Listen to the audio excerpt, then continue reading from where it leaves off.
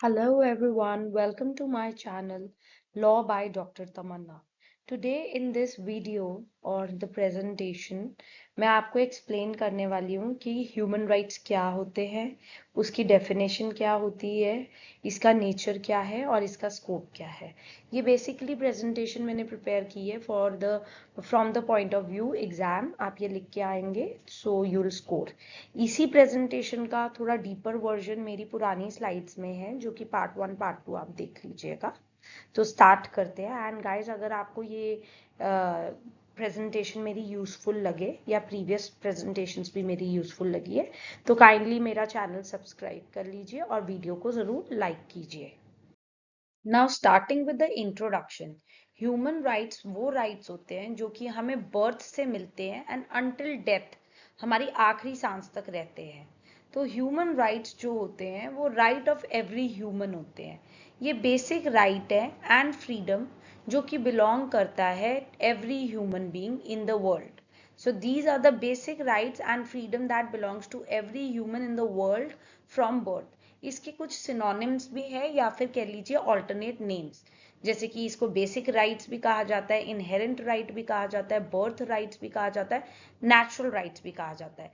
ये basic इनएलिनेबल rights होते हैं, मतलब वो राइट्स जिनको एक ह्यूमन बीइंग से कोई भी सेपरेट नहीं कर सकता. Now coming up to definitions, जो कि वेरियस ऑथर्स ने वेरियस डेफिनेशंस दी हैं. जो भी आपको ठीक लगती है आप अपने एग्जाम में लिख सकते हैं. Mister JS. वर्मा जो कि former chief justice of India रहे हैं, उन्होंने डेफिनेशन दी है human dignity is the essence of human right. All those rights which are essential for protection and maintenance of dignity of individual and create conditions in which every human can develop his personality to the fullest extent may be termed as human right. Whereas Mr. D.D. Basu कहते हैं, human rights are those minimum rights which every individual must have against the state or any other public authority by virtue of his being a member of human family irrespective of any other consideration. उसके बाद doctor पुरोहित कहते हैं, human rights are basic values which underlay states that human being born in any part of the world are equal in dignity and rights. अब definitions में आगे आती है definition according to section 2D of the protection of human right act 1933. As per me, जो मुझे लगता है it is a very important definition which you should write in your exam. अब ये क्या कहता है? ये कहता है ह्यूमन राइट जो है उसका मतलब है द राइट जो कि रिलेटेड है लाइफ से, ह्यूमन की लाइफ से, उसकी लिबर्टी से, लिबर्टी मतलब फ्रीडम, इक्वालिटी से कि उसे बराबर ट्रीट करा जाए, एंड डिग्निटी रिस्पेक्ट से एक इंडिविजुअल की जो कि गारंटीड है बाय कॉन्स्टिट्यूशन. हमारे देश का संविधान भी गारंटी देता है कि ह्यूमन राइट के अंडर आपको राइट मिलता है लाइफ, लिबर्टी, इक्वालिटी और डिग्निटी का. और ये जो है गारंटीड है बाय कॉन्स्टिट्यूशन और इम्बॉर्डेड है इन द इंटरनेशनल कोवेनेंट्स में भी, और ये एनफोर्सिएबल है बाय कोर्ट ऑफ इंडिया.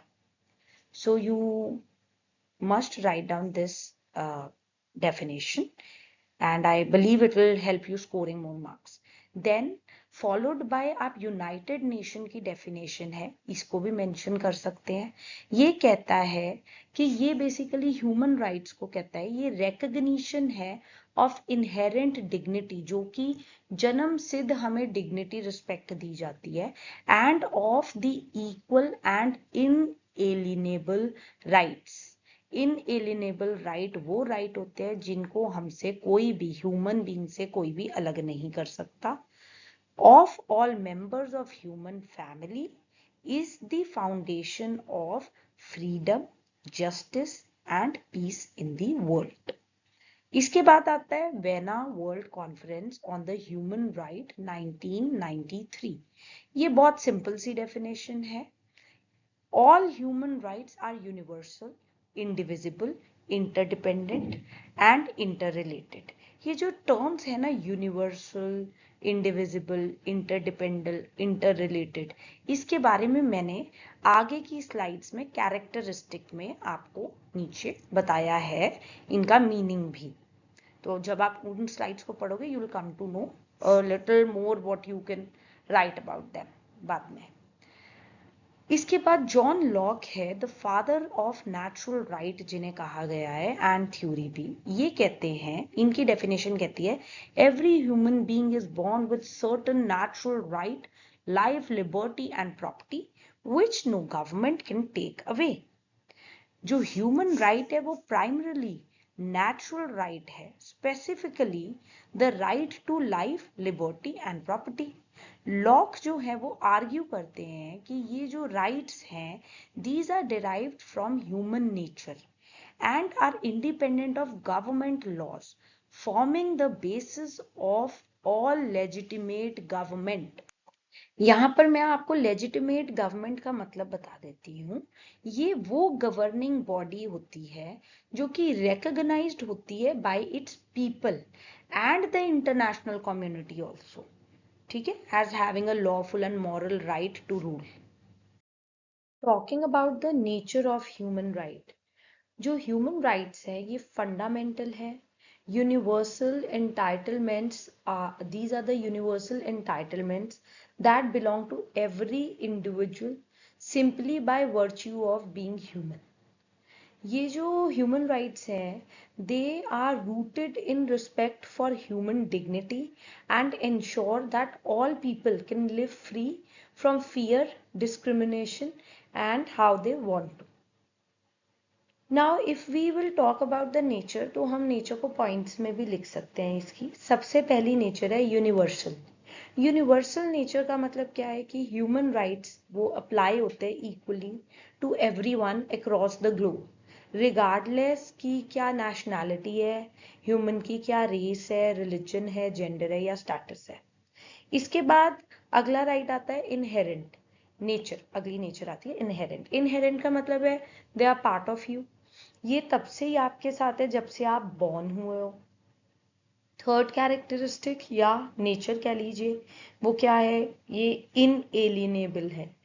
ये जो राइट्स है they can not be surrendered, sold और taken away by any government या अथॉरिटी। इनको आपसे, ह्यूमन बीइंग से कोई अलग कर नहीं सकता। Then it comes indivisible and interdependent. Indivisible का मतलब होता है कि there is no hierarchy of rights, civil, political, economic, social and cultural rights are all equally important and essential to human dignity.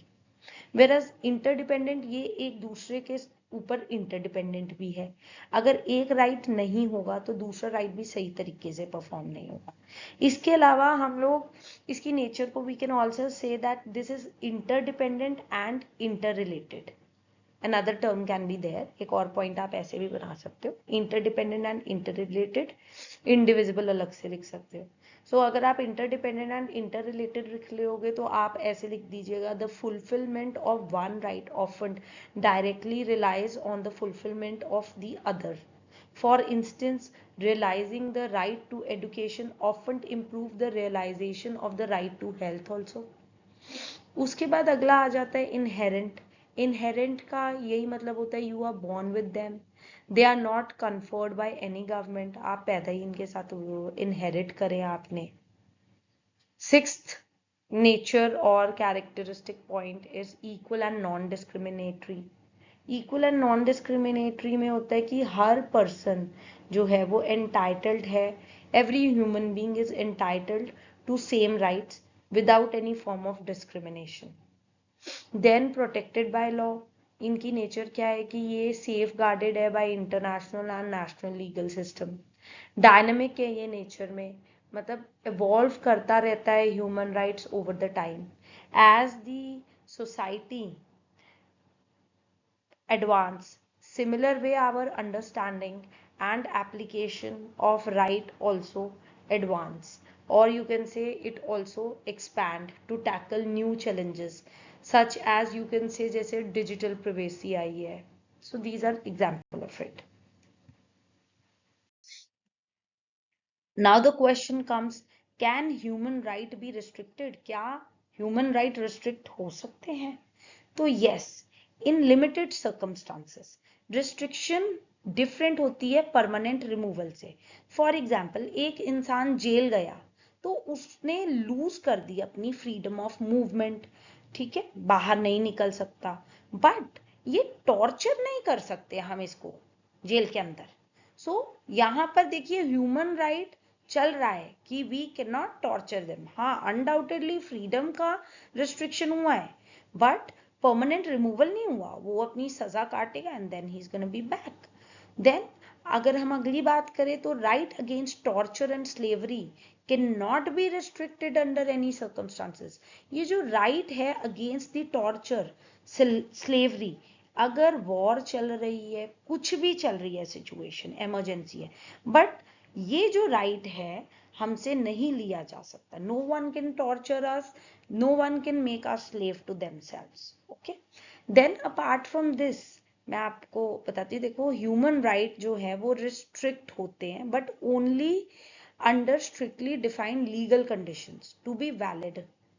Restrictions must be prescribe by law. Law ने कहा होना चाहिए कि अच्छा ये रिस्ट्रिक्शन लग रही हैं।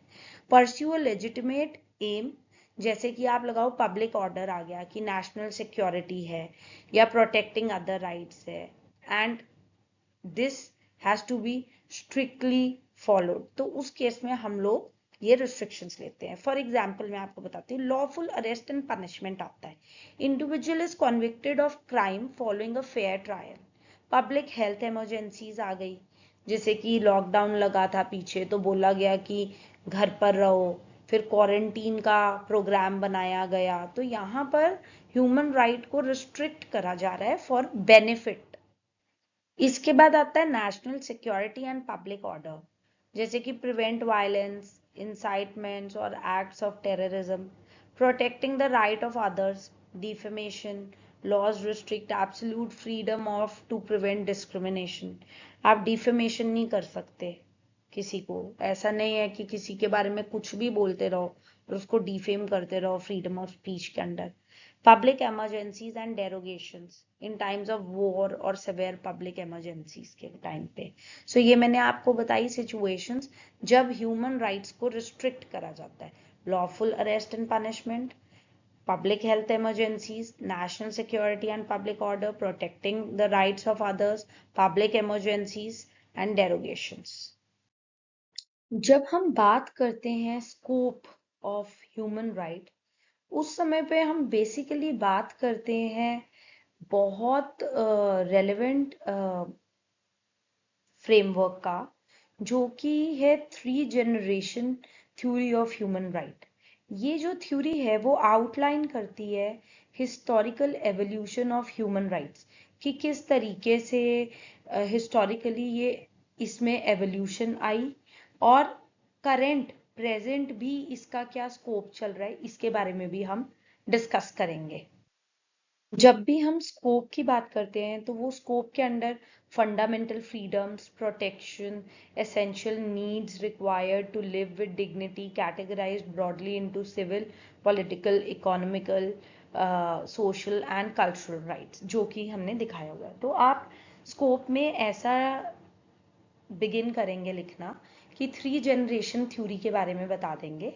थ्री जनरेशन थ्योरी में फर्स्ट जनरेशन आ जाती है civil and political right, second generation economic, social and cultural right, third generation collective rights जिसको सॉलिडारिटी राइट्स भी बोला जाता है। उसके बाद स्कोप में हम फर्दर फोर्थ जनरेशन के बारे में भी बताएंगे। फोर्थ जनरेशन ह्यूमन राइट्स की अभी इमर्ज कर रही है। एनालिस्ट बिलीव करते हैं कि जो फोर्थ जनरेशन है is given by human rights in relation to the new technologies जो अभी आ रही हैं। एंड इसके अलावा देखिए स्टेट का जो पार्ट है टुवर्ड्स ह्यूमन राइट वो ये है कि जो भी ह्यूमन राइट्स लाए गए हैं, डेवलप हुए हैं, it is important for everyone to respect them, और स्टेट की ड्यूटी है टू प्रोटेक्ट them also। तो जो स्कोप है ह्यूमन राइट का, it is defined by international law and constitutional framework, and generally it encompasses three primary dimensions होती हैं जो कि इस थ्योरी के अंडर आ रही है। सबसे पहली आती है सिविल एंड पॉलिटिकल राइट। अब जो सिविल एंड पॉलिटिकल राइट है वो प्रोटेक्ट करते हैं इंडिविजुअल की freedom to participate in civil and political life without interference और बाय द स्टेट। अब ये जो है ये इंक्लूड करते हैं right to life, liberty, freedom of expression, fair trial and right to vote. ये सारी चीजें मैंने इसमें लिखी हुई हैं, मैं थोड़ा पढ़ के भी बता देती हूँ। First generation rights include the right to life, equality before the law, freedom of speech, freedom of religion, property rights, and right to fair trial, and voting rights. Some of these rights and right to do due process date back to Magna Carta. यहाँ पे मैं आपको थोड़ा सा बताती हूँ Magna carta के बारे में। इसको ग्रेट चार्टर कहा जाता है और ये एक फाउंडेशनल डॉक्यूमेंट था agreed to by King John of England at Runnymede on June 15, 2012। अब ये जो मैग्ना कार्टा था इसने बेसिकली क्या हुआ था इसमें कि जो जनता थी उसने किंग के रूलिंग के टाइम पर कुछ रूल्स बनाने के लिए आगे इम्पोज करा कि लाइक किंग जॉन जो थे he was very notorious for abusing his royal power. वो ना अब्यूज करते थे अपनी रॉयल पावर को। तो वो क्या कर रहे थे कि वो काफ़ी हैवी टैक्सेस इम्पोज कर देते थे, कुछ फॉरेन वॉर्स कर लेते थे और फिर आर्बिट्रली इम्प्रिजनमेंट कर देते थे, कोई ट्रायल नहीं होता था। तो इन सब से तंग होके जो जनता थी उसने कुछ रूल्स आगे करे। वो रूल्स क्या थे? द रूल ऑफ लॉ थे। It establish that everyone including the monarch and the government must obey the law. हर कोई ओबे करेगा लॉ। दूसरा था protection against unlawful imprisonment. Clause 39 declared that no free man could be arrested, imprisoned और stripped of his rights without a fair trial. उन्होंने कहा कि भाई फेयर ट्रायल होना चाहिए इम्प्रिजनमेंट से पहले। उसके बाद उन्होंने ये भी कहा, लोगों ने कहा कि नो टैक्सेशन विदाउट कंसेंट। उन्होंने थोड़ा रिस्ट्रिक्ट कर दिया किंग की एबिलिटी टू डिमांड कि आर्बिट्ररी पेमेंट्स ना मांगे वो कुछ भी।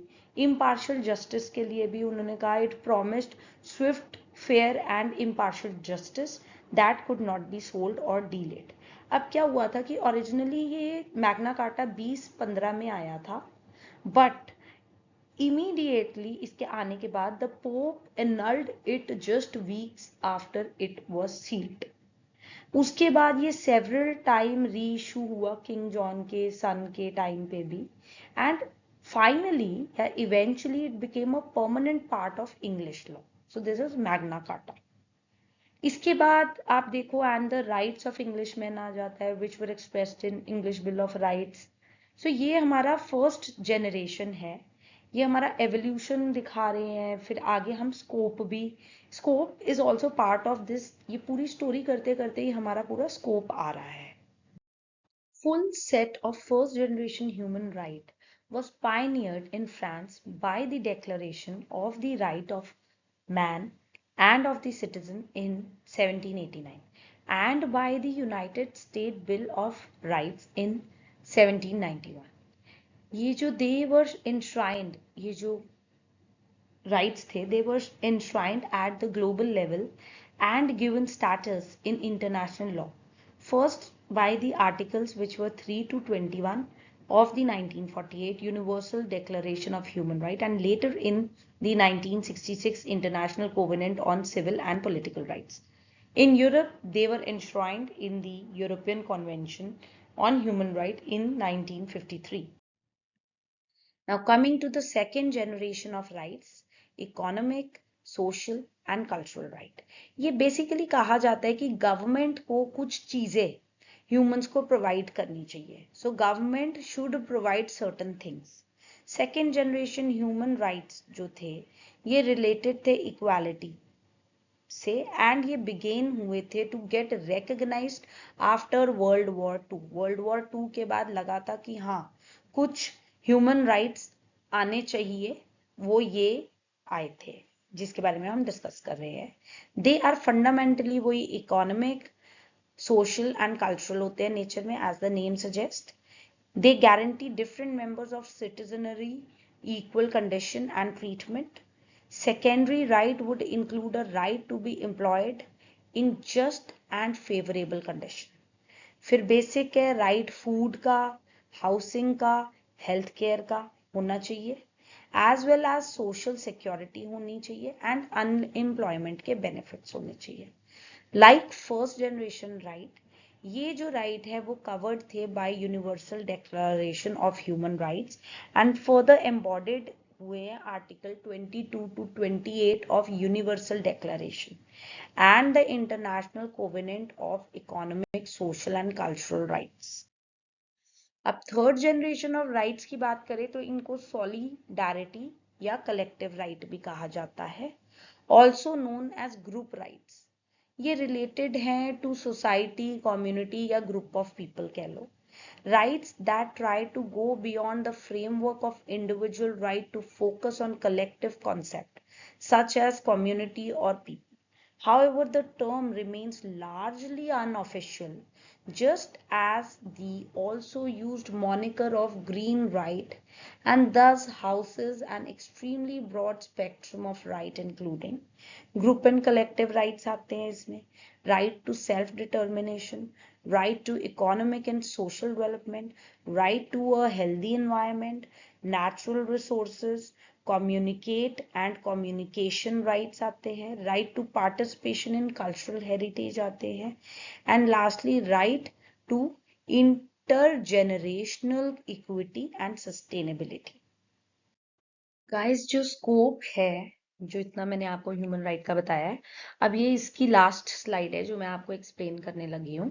बट इससे पहले कि हम इसे क्लोज करें, मैं I would really love to know कि आप लोगों को कैसा लगता है मेरा वे पढ़ाने का, और अगर आप लोगों को ये यूज़फुल लगा है तो गाइस बहुत मेहनत लगती है ये चीज़ बनाने में, और अगर आप मेरी इस प्रेजेंटेशन को लाइक करोगे और कमेंट करोगे तो मेरा भी कॉन्फिडेंस बूस्ट अप होगा and I will keep on working for betterment in the future. Okay, तो आपसे रिक्वेस्ट है कि प्लीज़ वीडियो को लाइक कर दीजिए और चैनल को भी सब्सक्राइब कर दीजिए for the latest notification and everything. Now coming to the fourth generation of right. जो फोर्थ जनरेशन है ह्यूमन राइट की, अब ये स्कोप बताता है, हमने पास्ट में भी हमने बात करी कि एवोल्यूशन कैसे हुई, प्रेजेंट की बातें भी करी, अब ये हमें स्कोप बताता है फ्यूचर में, और प्रेजेंट की बात भी कर रहे हैं हम फोर्थ जनरेशन में। जो फोर्थ जनरेशन है हमारा ह्यूमन राइट का, ये प्राइमरली इंक्लूड करता है digital rights and somatic rights. Digital right और सोमैटिक राइट जो है ये बेसिकली ड्रिवन बाय है रैपिड एवोल्यूशन ऑफ टेक्नोलॉजी। जो हमारी एवोल्यूशन हुई है अभी रैपिड, इस पर इसके कारण बेस्ड है। ये जो राइट्स हैं ये प्रोटेक्ट करते हैं personal autonomy, privacy and integrity in cyber space and biotechnology. जो एरियाज कवर्ड नहीं हुए हैं हमारे प्रीवियस सिविल, पॉलिटिकल, इकोनॉमिक और सोशल राइट्स में। वाइल जो फाउंडेशनल कैटेगरी है जैसे कि आप civil, political, economic, social, solidarity trace back करते हैं to the United Nation Universal Declaration of Human Rights and subsequent covenants को। जो ये कॉन्सेप्ट है फोर्थ जनरेशन का, it is still evolving and is focusing on key areas। इनके की areas है डिजिटल एंड इंफॉर्मेशन राइट, जिसके अंडर आ जाता है जैसे कि आप कह लो ये प्रोटेक्ट करता है ह्यूमन एक्सपीरियंस को डिजिटल स्फेयर में। ये इंक्लूड करता है the right to digital privacy, protection against unauthorized surveillance, जो करते हैं लोग कि अथॉरिटी लीनी और सर्वेलेंस शुरू कर देते हैं due to the advancement in the field, technology field, और data harvesting, data protection, algorithm transparency रखना इन एआई ड्रिवन डिसीजंस जो हो रहे हैं, and then the right to freely access information and the internet. So ये हमारी categories आ जाती है डिजिटल के अंडर। और सोमैटिक राइट्स की बात करें अगर हम, तो ये वो राइट्स इंक्लूड करते हैं, एड्रेस करते हैं human integrity in the face of modern biotechnology. ये इनकम्पास करते हैं इश्यूज जैसे कि जेनेटिक इंजीनियरिंग है, क्लोनिंग है, आर्टिफिशियल इंसेमिनेशन है, एंड न्यूरो एथिक्स हो गया, ensuring individual autonomy over one genetic data and physical body. तो आप समझो कि स्कोप भी बहुत वास्ट है and it will keep on evolving. Past में भी इवॉल्व होता रहा है हमारा ये ह्यूमन राइट का कंसेप्ट, एंड प्रेजेंट में भी हो रहा है एंड फ्यूचर में भी होता रहेगा as the things advance. Thank you very much everyone and hope you like the video.